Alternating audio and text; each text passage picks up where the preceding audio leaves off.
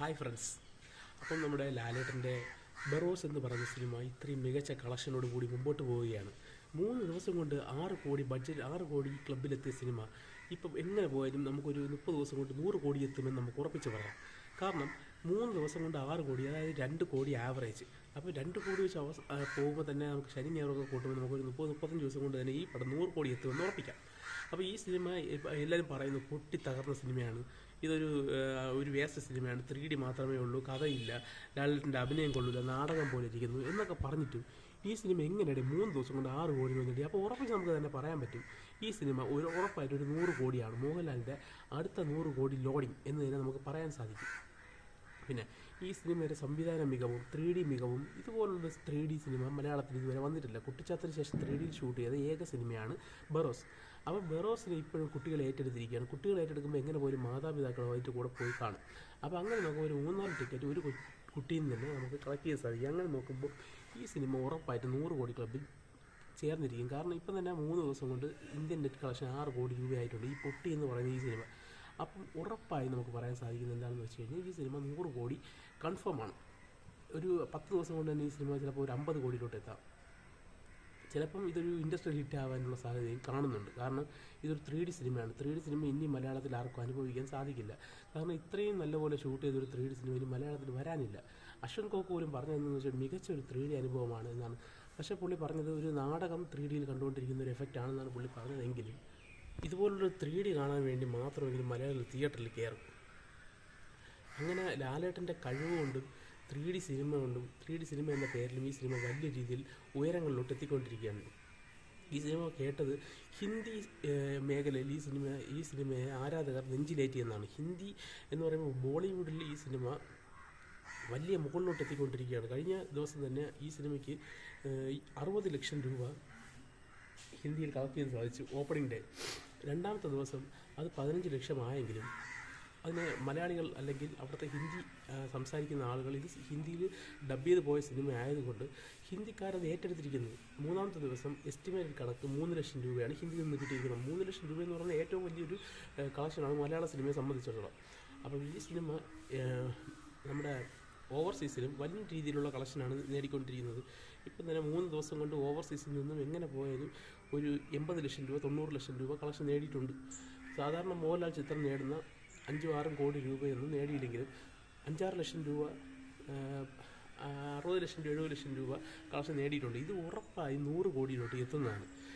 100 അല്ലെങ്കിൽ ചിലപ്പോൾ എനിക്ക് തോന്നുന്നതെന്ന് വെച്ചാൽ ഇത് 100-ൽ നിൽക്കാൻ സാധ്യതയില്ല. കാരണം 3 ദിവസം കൊണ്ട് 6.25 കോടി കളക്ട് ചെയ്യുമെന്ന് വെച്ച് കഴിഞ്ഞാൽ ഇതൊരു ഇൻഡസ്ട്രിയൽ ഹിറ്റ് തന്നെയാണ്. ലാലേട്ടൻ ഫീൽഡ് ഔട്ടായി എന്ന് പറയുന്നവർക്ക് ഇതൊരു പാഠമായിരിക്കട്ടെ. ഇത് 100 കോടി രൂപ ബഡ്ജറ്റ്, 100 കോടി ക്ലബിലെത്തും.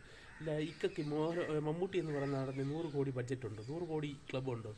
പക്ഷേ ഈ സിനിമ നിങ്ങൾ നോക്കൂ, ഈ സിനിമ പോലും ഒരു പോസിറ്റീവ് റിവ്യൂ ഇല്ലാത്ത ഈ സിനിമയ്ക്ക് പോലും എങ്ങനെയും 100 കോടി ക്ലബിലും അല്ലെങ്കിൽ ഇൻഡസ്ട്രി ഹിറ്റ് വരെ അടിച്ചേക്കാം എന്നുള്ള സാഹചര്യത്തിൽ നിൽക്കുമ്പോൾ ഇത് ഓപ്പോസിറ്റ് ഫാൻസ്, അതായത് മമ്മൂട്ടി ഫാൻസ് പറയുന്ന ഈ സിനിമ ഒരിക്കലും 10 കോടി രൂപ കിടക്കില്ല, 11 കോടി രൂപ കിടക്കില്ല എന്നാണ്.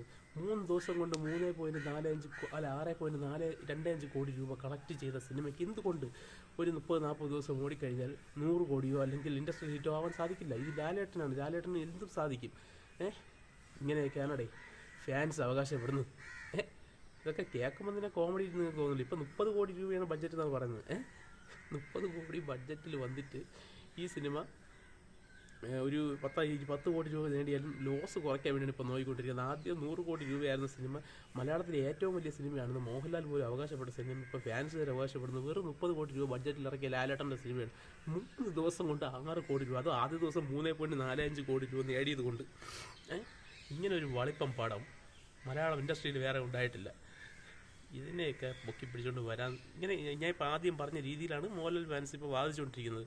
ഈ സിനിമ ഇൻഡസ്ട്രി ഹിറ്റ് അടിക്കുമെന്ന് വിശ്വസിക്കുന്നവർ ഈ കൂട്ടത്തിലുണ്ട് എന്നത് മഹാ അത്ഭുതമാണ്. അപ്പോൾ നിങ്ങൾക്ക് എന്താണ് തോന്നുന്നത്? ഈ സിനിമ എങ്ങനെയാണ് 10 കോടി കടക്കുമോ? എൻ്റെ അഭിപ്രായത്തിൽ ഈ സിനിമ ഏറ്റവും മാക്സിമം ഒരു 9 കോടി 10-നുള്ളിൽ നിൽക്കുമെന്നാണ് എനിക്ക് തോന്നുന്നത്. കാരണം അത് ഈ ശനി ഞായറും കഴിയുമ്പം തിങ്കളാഴ്ച തൊട്ട് ഈ സിനിമയുടെ കളക്ഷൻ 5 ലക്ഷം 3 ലക്ഷം എന്നുള്ള ലോക്കൽ ലെവലിലോട്ട് എത്തും. ഇപ്പോൾ പറയുന്നതെന്ന് വെച്ചാൽ മോഹൻലാൽ സംവിധാനം ചെയ്തു, പാട്ടുപാടി, മറ്റേത് ചെയ്തു, മറിച്ച് ചെയ്തു, 3D ഷൂട്ട് ചെയ്തു എന്നൊക്കെ പറയുമ്പം അവർ പറഞ്ഞു ഇതുപോലെ എല്ലാ മേഖലയിലും കൈവയ്ക്കാൻ കഴിയുന്ന ഏതെങ്കിലും നടനുണ്ടോ എന്നാണ്. ഫൈറ്റ് ചെയ്യുന്നു, ആക്ഷൻ ചെയ്തു, സോങ് ചെയ്യുന്നു, ഡയറക്ഷൻ ചെയ്യുന്നു. ഇതൊക്കെ ചെയ്യാൻ പറ്റുന്ന ഏതെങ്കിലും നടനുണ്ടോ എന്നാണ്.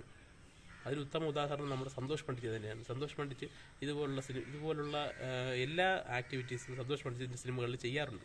അത് മാത്രമല്ല, സന്തോഷ് പണ്ഡിറ്റിൻ്റെ നമുക്ക് പേഴ്സൻറ്റേജ് വൈസ് നോക്കുമ്പോൾ സന്തോഷ് പണ്ഡിറ്റിൻ്റെ ചില സിനിമകൾ ഒറ്റയ്ക്ക് ചെയ്തിട്ട് പോലും 5 ലക്ഷം രൂപ ബഡ്ജറ്റിൽ വന്നിട്ട് സൂപ്പർ ഹിറ്റ് അടിച്ച സിനിമകളുണ്ട്. അപ്പോൾ അത് പേഴ്സൻറ്റേജ് വൈസ് നോക്കുമ്പം അത് ഡബിൾ പ്രോഫിറ്റിലോട്ടാണ് എത്തിയിട്ടുള്ളത്. പക്ഷേ ഇത് നോക്കുമ്പോഴത്തേക്കും എത്ര 100 ഇരട്ടിയിലോട്ട് താഴോട്ടാണ് പോയിക്കൊണ്ടിരിക്കുന്നത്. അപ്പോൾ നമുക്ക് നോക്കാം ഇനി എങ്ങനെയാണ് ഈ സിനിമ പോയിക്കുന്നത്. 100 ഇരട്ടി എന്ന് പറയുന്നത് നിങ്ങളിപ്പോൾ കണക്കിലൊന്നും കുറ്റം പറഞ്ഞിട്ട് വരല്ലേ. ഇപ്പോൾ 100 കോടി ബഡ്ജറ്റാണെങ്കിൽ ഒരു 10 കോടി കിട്ടിക്കഴിഞ്ഞാൽ 90% ലോസാണ്.